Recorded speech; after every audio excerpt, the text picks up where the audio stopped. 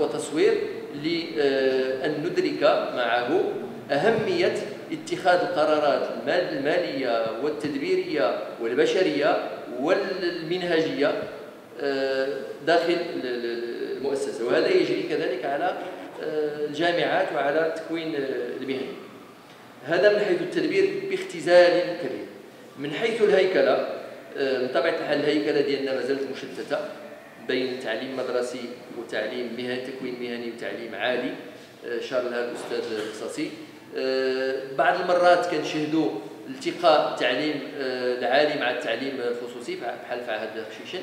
اليوم عاوتاني شهدنا في هذه الحكومة الجديدة تقارب بين التكوين المهني والتعليم يعني التربية الوطنية. عمرنا ما شفناهم جمعوا ثلاثة، بينما في دول عديدة هذه اختصاصات يمكن لها تكون تابعة لوزير واحد، لأن الفئات المعنية بهذا الأمر هي نفس الفئات، يعني مندمجة من فئات عمرية متتالية ومصير مشترك ومفترقات الطرق عديدة بين المسارات على المستويات الثلاث. لا يعقل في الحقيقة أن يعني لا تجمع هذه يعني كيفاش نقولوا هذه المحفظات الوزارية، ولكن ما خصهاش تجمع على أساس سياسي، خصها تجمع على أساس وظيفي بهدف هو جمع شمل المنظومة التربوية. بالنسبة للهيكلة بغيت نركز على واحد النقطة أساسية عمدا، اللي هي ربما أخذت يعني حظا جزئيا وهامشيا في الحديث العام ديال الرأي العام حول المنظومة، لأنه أرى فيه اختزالا ومقاربة مغلوطة لهذه الإشكالية اللي بغيت نطرحها. وأنا أود باقتناعي أن أشاطركم منظور آخر لهذه الإشكالية. تتساءلون ماذا تكون هذه الإشكالية؟ هي إشكالية ما يسمى اليوم بالتعليم الخصوصي.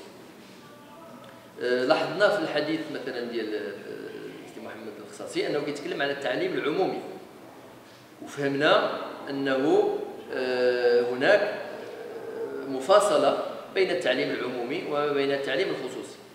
واقع الأمر في تاريخ الحديث للمغرب أن التعليم الخصوصي نحى منحا فيه مجموعة من الجوانب السلبية، من حيث عدم يعني توفير تكافؤ الفرص لأبناء المغاربة، بحيث أنه مؤدى عنه أحيانا بأثمان يعني مرتفعة جدا، ونحى منحا تجاريا محضا، بينما التعليم خدمة عمومية ولا يجب أن تحيد عن ذلك، وله عيوب عديدة جعلت من مجموعة من المواطنين يتخذون منه موقفا يعني سلبيا للغاية، رغم أن أغلبهم يمدرسون أبنائهم فيه.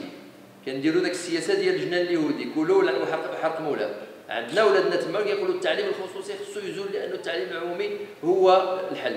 ونعلم جيدا أن مجموعة من المدارس في التعليم الخصوصي لها إنجازات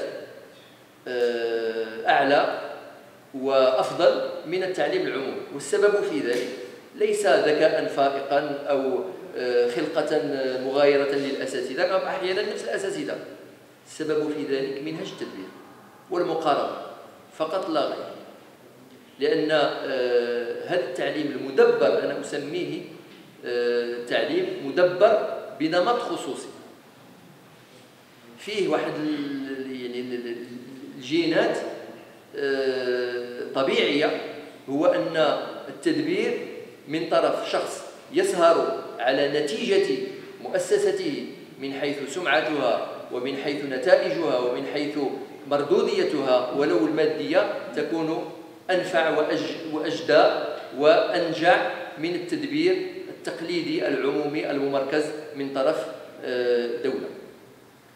وعلما ووعيا مني بأن الواقع في المغرب ليس لفائدة هذا التعليم الخصوصي، نظرا لما ذكرته من يعني انحرافات جرت، أنا أدعو إلى توسيع رقعة هذا التعليم المدبر بنمط خصوصي إلى فئتين إضافيتين.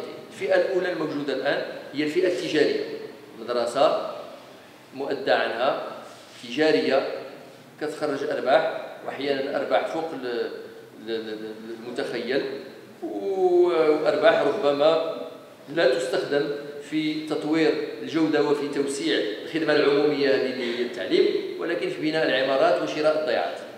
هذا ربما نكون عندنا منه موقف مشروع جدا، موقف يعني احتجاجي. كنادي بإضافة يعني فئتين. الفئة الأولى هي التدبير المفوض للتعليم، أي تدبير مؤدى عنه ممنوح من طرف الدولة بعقارات وإمكانيات، ولكن مثقف من حيث التسعيرة ومراقب بطبيعة الحال. نخلي الرقابة والضبط إلى الأخير. هذا الشيء، هذه السياسات اللي نهجتها الدولة مع الخدمات العمومية في التنظيف وفي الحراسة وفي واحد العدد ديال المسائل، وأبدت نجاحا إلى حد ما، لأن التدبير بشكل خصوصي من طرف رب هذه المؤسسة يكون مغايرا عن التدبير العمومي بعقلية ديال التدبير العمومي. وكانت نجاحات اللي يمكننا نستفدوا منها في إطار التعليم.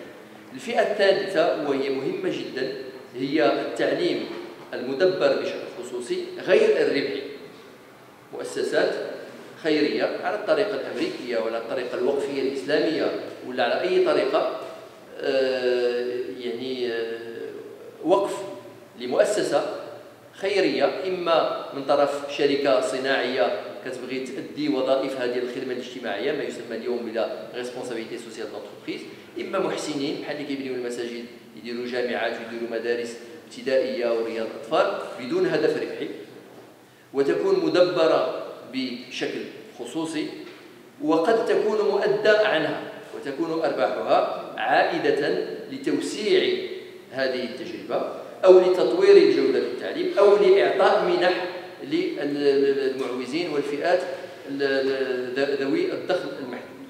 هذه الفئات الثلاث إذا شكلت قطاعا جديدا يسمى قطاع المدبر بشكل خصوصي، هنا الدولة يجب أن تتحول في عقليتها تجاه هذا القطاع الخصوصي الجديد من جهتين. الجهة الأولى ما يبقاش القطاع الخصوصي قطاع مكمل للقطاع العمومي يعني يصحبه في مسيرته، بل يصبح جزءا لا يتجزأ من المنظومة الوطنية للتعليم. لذلك أنا أنادي بتسميتها المنظومة الوطنية للتعليم. فيجب تغيير العقليات ديال المشرفين على الوزارات والمجتمع المدني لاعتبار هذا القطاع كقطاع فاعل.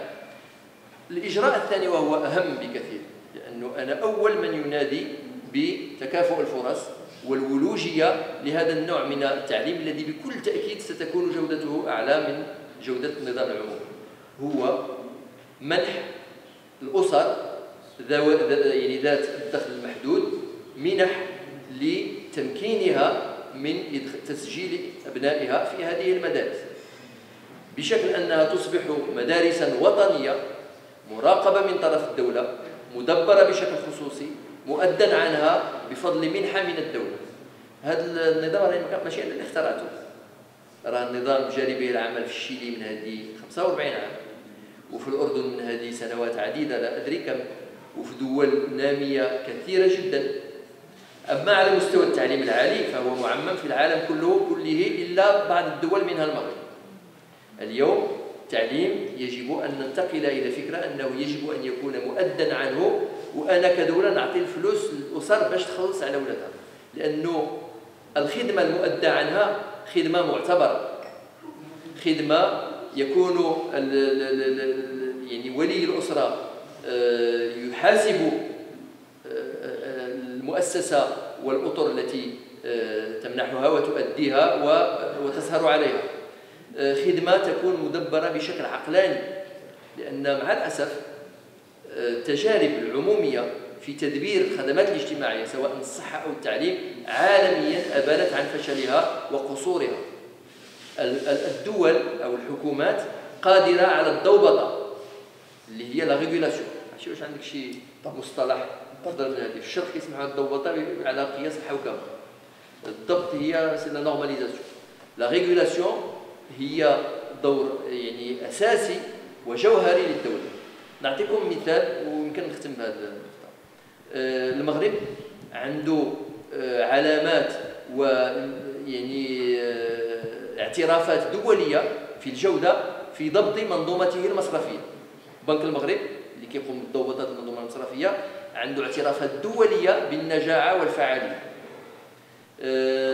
سميتو المركز ديال ضبط القيم المنقولة لو سي دي في ام اللي كيراقم البورصة عنده كذلك علامات واعترافات دولية.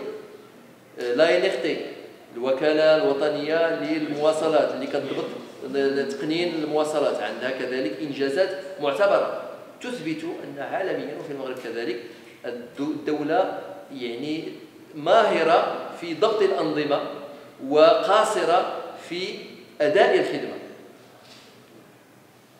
فأنا أنادي بأن ينتقل دور الدولة تدريجيا من تقديم الخدمة المدرسية والتعليمية إلى ضبطها وتحرير ممارسة الفعل التربوي لمؤسسات غير ربحية خصوصية ومؤسسات مدبرة بالتفويض بالتدبير المفوض خصوصية مؤدى عنها وبالمؤسسات الخصوصية اللي اليوم كتشتغل إنما خصها تراقب لأنه الدولة عاجزة اليوم عن مراقبة القطاع ما يسمى بالقطاع الخصوصي الحالي مراقبة فعلية عاجزة تمام العجز. وأنا أزعم وحسبت ذلك حسابا في مقاربة وإسقاطات رقمية اقتصادية أن الدولة رابحة ملايير من الدرهم في ميزانيتها إذا فعلت ذلك. المقاربة اللي حسبتها بمقاربة إحصائية وجبائية واقتصادية ظهرت أنه على 10 سنين يمكن الدولة توفر 173 مليار ديال الدرهم من ميزانيتها بنهج هذا النهج. علاش؟ لأنه القطاع الخصوصي عنده كلفة أقل من القطاع العمومي. القطاع العمومي كينفق على المقعد المدرسي مرة فاصلة 6 يعني أكثر من مرة ونص ما ينفقه القطاع الخصوصي. ودول بحال قطر مثلا فهمت هذا الشيء من هذه 7 سنين كانوا اتصلوا بيا لأنهم عندهم خطة شافوا بأن الكلفة ديال المقعد العمومي 16000 هما عندهم دينار 16000 دينار والقطاع الخصوصي كيبيع المقعد ديالو ب 10000 دينار. كيفاش كيدير؟ وجودة عالية جدا. خداو قرار أنه يديروا التدبير المفوض وعيطوا الفاعلين قطريين ودوليين. داكشي علاش كانوا عيطوا لي لأن أنا كان عندي كندبر مؤسسة تربوية باش نستلموا مدارس وغادي يعطيو منحة للأسر غير 8000 دينار بينما الكلفة 10000 دينار غيعطيوهم 8000 دينار. راهم فاجاو عليهم واحد مسألة كبيرة. شحال ربحت الدولة؟ ربحت ما بين 16 و 8000 دينار في المقعد. قبطوا داك الميزانية ديال 8000 دينار في المقعد وداروها في مؤسسة للضبط أو لا ريغولاسيون ووظفوا فيها مهارات كبيرة جدا واسترجعوا كفاءات قطرية كانت عايشة في أمريكا ووظفوها على رأس ذاك سميتو المنظومة واصبحت الدولة كدير لا ريغولاسيون بدل وربحت أموال كبيرة جدا.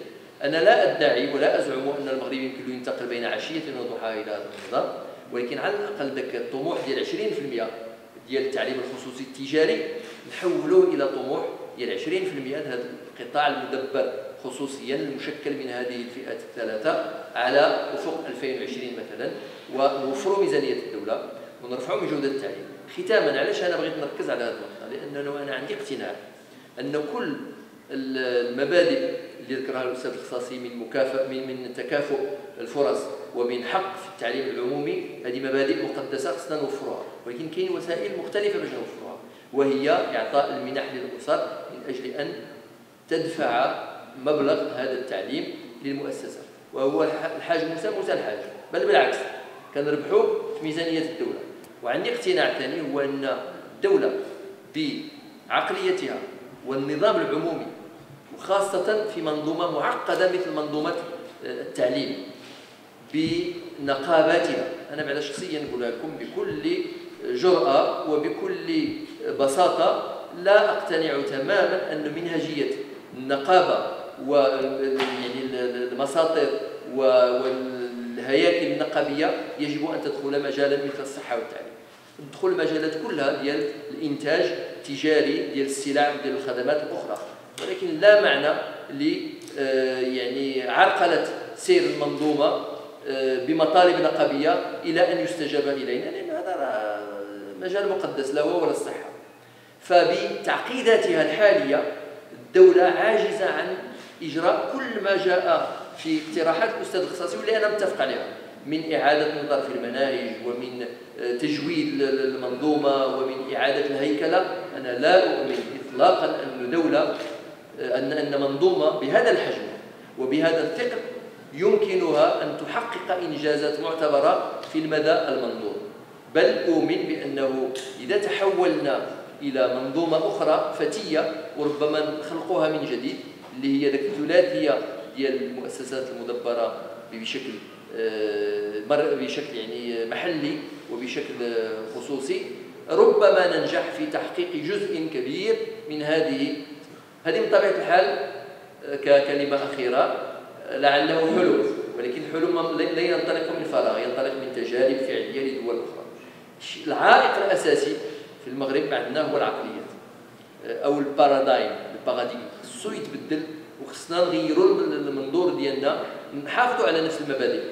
انا والسي مثلا متفقين 100% على المبادئ والمقاصد، ولكن المناهج نخرجوا البوثقه جديده ديال اننا يمكننا نحققوا ذاك المقاصد بفكر مغاير، وبذلك انا مقتنع ان قد نحقق اكثر بكثير مما حققناه في هذه الحقبه العقيمه من حيث الانجازات والمهارات. وشكرا على اصغائكم. السلام عليكم.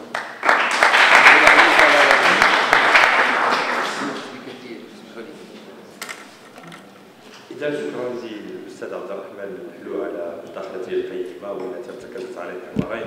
محور يرتبط بمفهوم الإصلاح التربوي من خلال تقديم النظرة المقاصدية عوض النظرة الوظيفية، ثم الانتقال من 3 مستويات إلى 3 مستويات أخرى تنطبق على ثنائية. مثال الانتقال من التعليم إلى التربية، الانتقال من التدريس إلى التعلم، من التلقين إلى المصاحبة. ثم المحور الثاني الذي ارتكز على الرافعة الأساسية للإصلاح أو لإصلاح المنظومة التربوية من خلال الرفع من الأداء التربوي من خلال المناهج ثم حكامة المنظومة. والاقتراح الأخير اللي يمكن أن يعتبر من خلال هذا اللقاء عبارة عن توصية، وهو أن قطاع التعليم العمومي يصبح جزء لا يتجزأ من المنظومة الوطنية للتعليم، انطلاقا من إشكاليات التعليم الخصوصي مقاربة مع التعليم العمومي، حيث استجل هذه الإشكالية في منهاج التدبير والمقاربة. إذا ننتقل إلى المداخلة الأخيرة والثالثة مع الأستاذ والدكتور حسن الأوليد، ونطرح معه التساؤل التالي: إلى أي حد يمكننا ربط الإصلاحات التربوية بمشروع إصلاح تربوي متناغم ومندمج في إطار مشروع إصلاح مجتمعي شمولي ومتكامل؟ فليتفضل مشكورا. شكرا سي خالد وللحضور الكريم. أنا بدوري أشكر جميع الجسور على هذه الاستضافة الجميلة لكي نسهم قدر الإمكان في التفكير حول موضوع خطير له انعكاسات على واقع أسرنا ويمكن أن يقل مستقبلا. أود بدءا أن أقول بأن المسألة التربوية مسألة معقدة ليست بالأمر الهين. نحن لا نتحدث عن شق الطريق وسط الجبل مثلا، أو مد جسر على نهر، أو القضايا التقنية التي يمكن بالوسائل أو القضايا المادية بالوسائل التقنية يمكن أن نتغلب عنها. المسألة التربوية معقدة جدا، وجزء كبير من المشاكل التي تعانيها المنظومة التربوية توجد خارج المدرسة. جزء كبير يوجد في المجتمع، يوجد ربما في الحقل السياسي في الدولة، في الإمكانات التي يمكن أن يتيحها التشغيل. ثم هناك شيء آخر، هو أن كل التجارب التي انتهجتها دول أخرى ومن الدول المتقدمة لم تصل بين عشية وضحاها إلى منظومة تربوية جيدة. من يقرأ مثلا تاريخ الإصلاح التربوي في فرنسا في القرن التاسع عشر يعرف ويرى بأنه فرنسا عرفت مسارا